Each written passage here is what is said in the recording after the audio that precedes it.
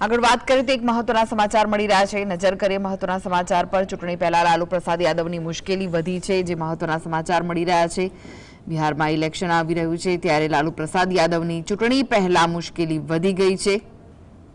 લાલુ રાબડી દેવી તેજસ્વી પર આરોપો નક્કી કરાયા છે। કલમ 420 હેઠળ આરોપ નક્કી કરવામાં આવ્યા છે। તો લાલુ પ્રસાદ યાદવની મુશ્કેલી વધી છે। આઈઆરસીટીસી અને લેન્ડ ફોર જોબ કેસમાં આરોપ નક્કી કરાયા છે। ટેન્ડર પ્રક્રિયામાં દખલગીરી કરવાનો આરોપ છે।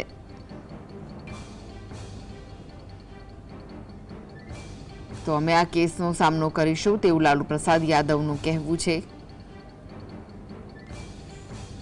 ચૂંટણી પહેલા લાલુ પ્રસાદ યાદવની મુશ્કેલી વધી હોવાના અહેવાલ મળી રહ્યા છે। આ સાથે તેમણે કહ્યું છે કે અમે આ કેસનો સામનો કરીશું।